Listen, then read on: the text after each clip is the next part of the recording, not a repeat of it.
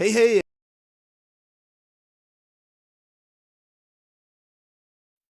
Moana बड़े पर्दे पर वापस आ गई है, डिज्नी की नई फ्रेंचाइज और टॉय स्टोरी गाथा के नए प्रयास में। इस बार मोआना, माउई, हेई हेई, पुआ और नए वेफाइंडर्स की पूरी टीम एक श्राप को रोकने के लिए निकलती है। लेकिन इस बार एक अलग श्राप का सामना करना पड़ रहा है।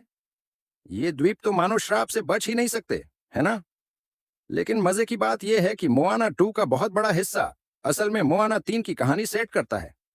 डिज्नी ने पहली फिल्म का एक लाइव एक्शन वर्जन भी प्लान किया है, और भले ही इस समय तक मोआना 3 को आधिकारिक तौर पर कंफर्म नहीं किया गया है, पर मोआना 2 की कहानी, विलेन, एंडिंग और पोस्ट क्रेडिट सीन सब कुछ मोआना 3 की ओर इशारा करते हैं।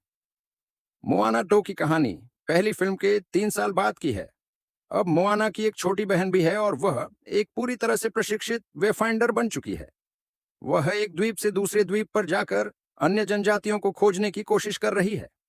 इसी सफर के दौरान उसे एक खास मिट्टी के बर्तन का टुकड़ा मिलता है।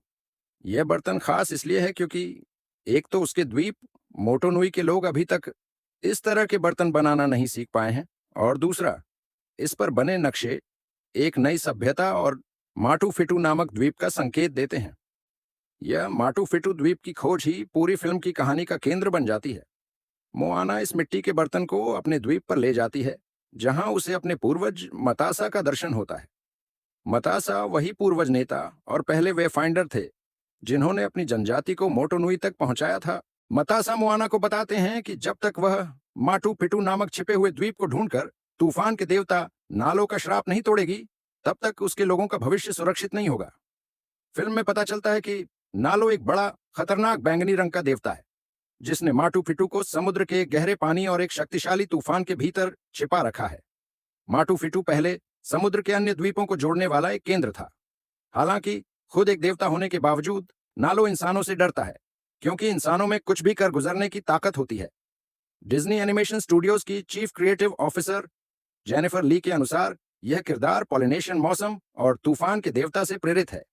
मोआना पर नालो को रोकने की जिम्मेदारी है, और यह एक 19 और 18 साल की लड़की के लिए बहुत बड़ी बात है। इसलिए इस बार मोआना को एक टीम की जरूरत होती है। पिछली बार की तरह वह अकेले सफर पर नहीं निकलती। इस बार उसकी टीम में शामिल हैं लॉटो, जो नाव को रिपेयर करता है, के, जो एक गुस्सैल किसान है, मूनी, जो एक किस्सागो और माउई का बड़ा फैन है। इस बार पुआ भी सफर पर शामिल है, जो पहले फिल्म में नहीं आया था, और आखिरकार माउई, जो कि हवा और समुद्र का देवता है, भी टीम में शामिल होता है। लेकिन शुरुआत में वह गायब होता है क्योंकि वह एक रहस्यमय कारण से फंसा हुआ है। मोआना और उसकी टीम माटू फिटू की ओर बढ़ती है, जहां उन्हें काकामुरा से सामना होता है, जो पहले नारियल जैसे खतरनाक दुश्मन थे। लेकिन इस बार मोआना उनसे बातचीत करती है और समझती है कि वे भी अपने घर को ढूंढने की कोशिश कर रहे हैं। मोआना एक गठबंधन का प्रस्ताव रखती है ताकि वे एक दूसरे की मदद कर सकें। इस सफर के दौरान उनकी टीम एक विशाल क्लैम मॉन्स्टर, शंख जैसा राक्षस, में फंस जाती है, और वहीं पर उन्हें माउई मिलता है। यहां पर मोआना को एक नई रहस्यमय गाइड, मथांगी, का सामना होता है। मथांगी, जो खुद नालों के कारण फंसी हुई है, मोआना और उसकी टीम को बचने का रास्ता दिखाती है। वह मोआना को बताती है कि खुद को खोने दो, और हमेशा एक दूसरा रास्ता होता है। मोआना और उसकी टीम मतांगी की मदद से एक पोर्टल के जरिए नालो के द्वीप माटू फिटू तक पहुंचती है। यहाँ मोआना को पता चलता है कि नालो का श्राप तभी टूट सकता है जब कोई इंसान माटू फिटू की भूमि पर कदम रखे। हालांकि इस बार समुद्र भी मोआना की मदद नहीं कर सकता, क्योंकि यह काम इंसानों के साहस और बलिदान से जुड़ा है। इस बीच माउई योजना बनाता है कि वह समुद्र से द्वीप को खींचकर ऊपर लाएगा। यह वही ताकत है जिसका जिक्र उसने पहली फिल्म में किया था। टीम के बाकी सदस्य द्वीप पर पहुंचने की कोशिश करते हैं, लेकिन नालो को समझ में आ जाता है कि असली खतरा माउई नहीं, बल्कि इंसान है। इसलिए वह अपने तूफान का सारा गुस्सा मोआना और उसकी टीम पर निकालता है।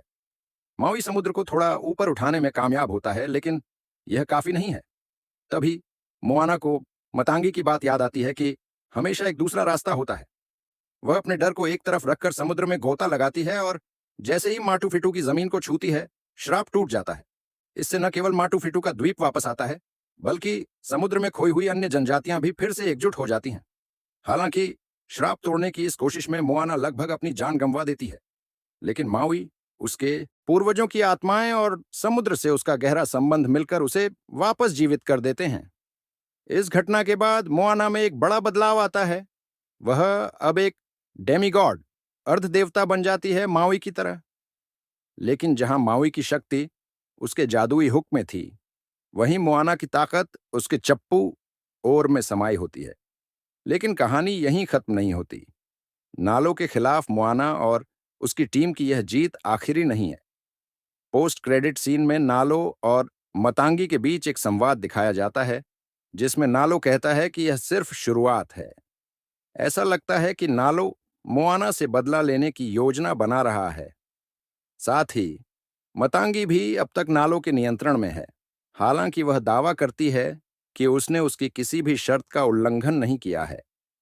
आगे की कहानी में यह देखा जा सकता है कि कैसे मतांगी, जो शुरुआत में नालो के अधीन थी, धीरे धीरे मोआना की मदद करने लगती है। अगर मोआना 3 बनती है, तो इसमें मतांगी और नालो के संघर्ष का बड़ा हिस्सा हो सकता है। साथ ही अब जब मोआना एक डेमिगॉड बन चुकी है, वह नालो जैसे शक्तिशाली दुश्मन का सामना करने के लिए पूरी तरह तैयार होगी। पोस्ट क्रेडिट सीन में हमें टमाटोआ, पहली फिल्म का बड़ा नीला केकड़ा जो चमकती चीजों का दीवाना है, की भी वापसी देखने को मिलती है। वह मोआना और माउई से बदला लेने के लिए पूरी तरह तैयार दिखता है। फिल्म के संदेश की बात करें तो यह सिर्फ एक रोमांचक कहानी नहीं है, बल्कि इसमें गहरे अर्थ छिपे हैं। मथांगी का गाना गेट लॉस्ट और मोआना को दी गई सलाह इस बात को दर्शाती है कि कभी-कभी हमें खुद को खोना पड़ता है, अनजान रास्तों पर चलना पड़ता है और खतरों का सामना करना पड़ता है, ताकि हम खुद को बदल सकें और आगे बढ़ सकें। माओ ये सीखता है कि इंसानों की क्षमता को कम आंकना गलत है। मोआना ये समझती है कि वे फाइंडिंग का मतलब सिर्फ पहले से मौजूद चीजों को खोजना नहीं है, बल्कि उन चीजों को खोजना है जो अब तक किसी ने नहीं देखी।